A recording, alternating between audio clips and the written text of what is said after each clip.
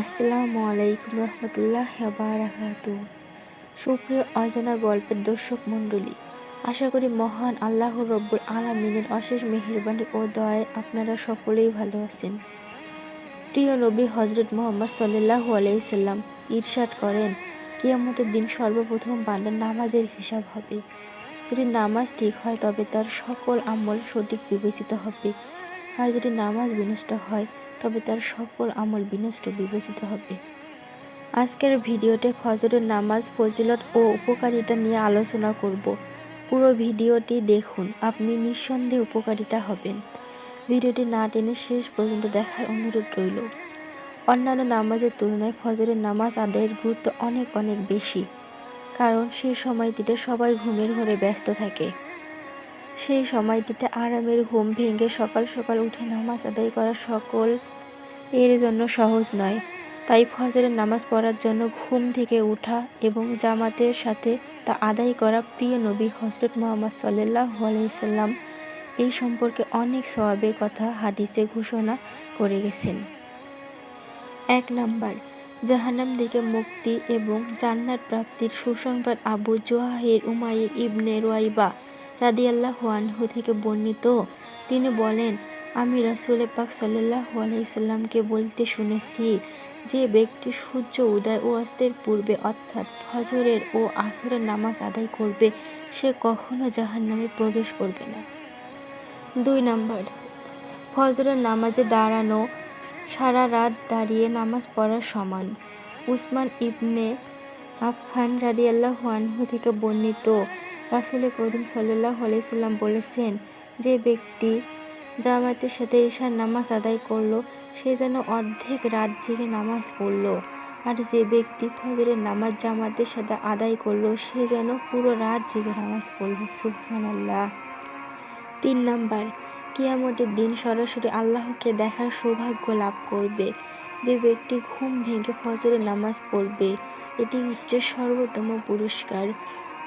জারির ইবনে আব্দুল্লাহ আল বাজলি থেকে বর্ণিত, তিনি বলেন, এক রাতে আমরা রাসূল সাল্লাল্লাহু আলাইহি সাল্লাম এর কাছে ছিলাম, অর্থাৎ তিনি পূর্ণিমার চাঁদের দিকে তাকিয়ে বললেন, নিশ্চয় তোমরা তোমাদের প্রতিপালককে তেমনি স্পষ্ট দেখতে পারবে যেমন স্পষ্ট ওই চাঁদকে দেখতে পারছো। সুবহানাল্লাহ। এবং যে সে মহান রব্বুল আলামিনকে সরাসরি নিজ চোখে দেখার জন্য তোমাদের কোনো ভিড়ের সম্মুখীন হতে হবে না। কাজেই তোমরা যদি সূর্য উদয়ের আগে ও সূর্য অস্তের আগে নামাজের পাবন্দি করো তাহলে তোমরা তা অর্জন করবে। অতঃপর তিনি বলেন, সূর্যোদয় ও সূর্য অস্তের পূর্বে আপনি আপনার প্রতিপালকের প্রশংসার তাসবিহ পাঠ করুন। আল কুরআন।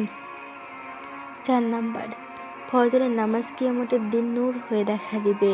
বুরাইদা আল আসমারি রাদিয়াল্লাহু আনহু থেকে বর্ণিত, রাসূল সাল্লাল্লাহু আলাইহি সাল্লাম বলেছেন, যারা আজহারের ফজরের নামাজ সময় মসজিদের দিকে হেঁটে যায় তাদেরকে কিয়ামতের দিন পরিপূর্ণ নূর প্রাপ্তির সুসংবাদ দাও। সুবহানাল্লাহ।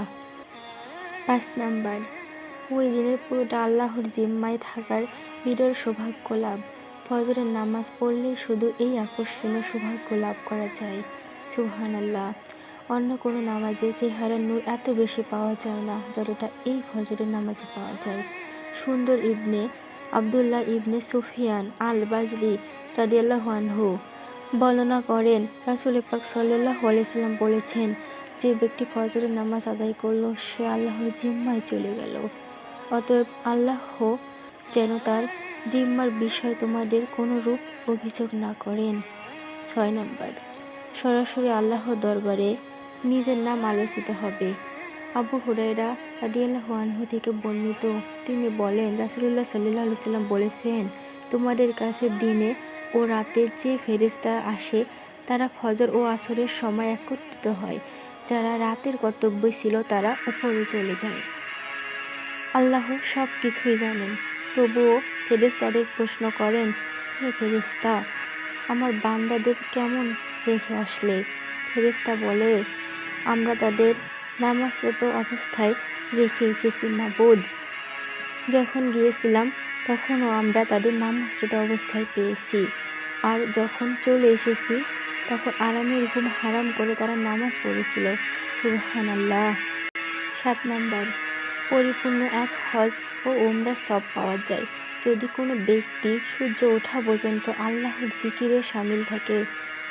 আনাস ইবনে মালিক রাদিয়াল্লাহু আনহু থেকে বর্ণিত, তিনি বলেন, রাসূলুল্লাহ সাল্লাল্লাহু আলাইহি ওয়াসাল্লাম বলেছেন, যে ব্যক্তি জামাতের সাথে ফজরের নামাজ আদায় করে আল্লাহর জিকিরে যুক্ত থাকে, সূর্য উদয় হওয়া পর্যন্ত সাথে 2 রাকাত নফল নামাজ আদায় করে, সে পরিপূর্ণ এক হজ ও উমরার সওয়াব পায়। সুবহানাল্লাহ। 8 নাম্বার, দুনিয়া আখিরাতের সেরা ব্যস্ত অর্জিত হয়ে যাবে। হযরত আয়েশা রাদিয়াল্লাহু আনহা থেকে বর্ণিত, তিনি বলেন, রাসূলুল্লাহ সাল্লাল্লাহু আলাইহি ওয়াসাল্লাম বলেছেন, ফজরের 2 রাকাত নামাজ দুনিয়া ও এর মধ্যে যা কিছু আছে তার সব কিছু থেকে শ্রেষ্ঠ। সুবহানাল্লাহ। মুনাফিকি থেকে মুক্তি পাবে। আবু হুরায়রা রাদিয়াল্লাহু থেকে বর্ণিত, তিনি বলেন, রাসূলুল্লাহ সাল্লাল্লাহু আলাইহি ওয়াসাল্লাম বলেছেন, মুনাফিকদের উপর ফজর ও ঈশার নামাজ অপেক্ষা অধিক ভারী নামাজ আর নেই। যদি তারা এর ফজিলত ও গুরুত্ব জানত তাহলে হামাগুড়ি দিয়ে অবশ্যই মসজিদে উপস্থিত হতো। শুধু ইসলামের দিক থেকে নয়, বিজ্ঞানের দৃষ্টিতেও ভোরে ঘুম থেকে ওঠা শরীর ও মনকে ভালো রাখে। সকালে ঘুম থেকে উঠলে তাদের সারাটা দিন সুন্দর ও ভালো কাটে।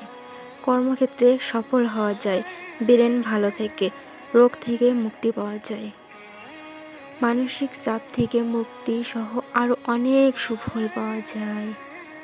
শুধু ভোর ভোর আকাশ বিকট অন্ধকার থাকতে ঘুম থেকে উঠে মসজিদে গমন করা, ফজরের নামাজ আদায় করা। আল্লাহ তাআলা সকল মুসলিম উম্মাহকে জামাতের সাথে ফজরের নামাজ সহ 5 ওয়াক্ত নামাজ পড়ার তৌফিক দান করুক। আমিন।